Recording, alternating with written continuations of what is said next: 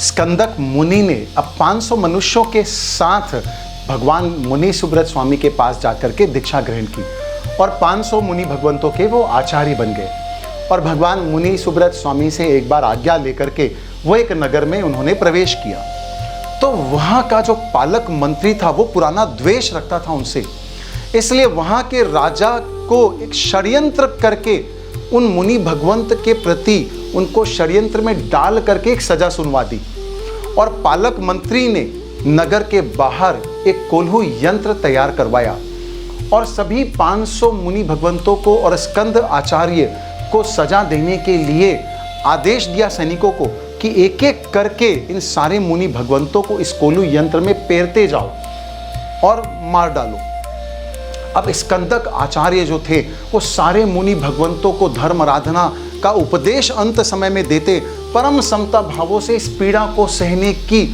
प्रेरणा देते और उनकी प्रेरणा पाकर के समस्त मुनि भगवंत एक एक करके कोल्हू यंत्र में मंत्री के आदेश के कारण जाते गए और अपने प्राणों की पीड़ा के साथ आहुति देते गए, परंतु परम समता भावों के साथ, आराधना के उच्च भावों के साथ सभी प्राणियों से क्षमा मांगते हुए वो मृत्यु को तो प्राप्त हुए पर केवल ज्ञान प्राप्त करके सिद्धशिला में विराजमान भी होते गए। एक एक करके 400 मुनि भगवंत ने प्राण त्याग दिए और सिद्ध बन गए। जब 500 अंतिम नंबर आया तो वो बाल मुनि थे। तो स्कंदक आचार्य जो थे उसने मंत्री से विनंती की कि प्लीज इसको मेरे सामने ऐसे आप मृत्यु दंड मत दो, मेरे से देखा नहीं जाएगा। लेकिन मंत्री ने और उनको पीड़ा देने की वजह से उस बाल मुनि को तुरंत कोल्हू यंत्र में डाल दिया और स्कंदक आचार्य ये दृश्य देख नहीं पाए, लेकिन फिर भी उनको भी आराधना करवाई और वो बाल मुनि भी आराधना के प्रभाव से अंतिम समय में समता के भावों के परिणाम से सिद्धगति को प्राप्त हुए। पर स्कंदकाचार्य जो कि क्रोध की ज्वाला में जल चुके थे, उन्होंने एक प्रतिज्ञा कर ली, संकल्प कर लिया कि अगर मेरे इस संयम चारित्र जीवन का कोई प्रभाव हो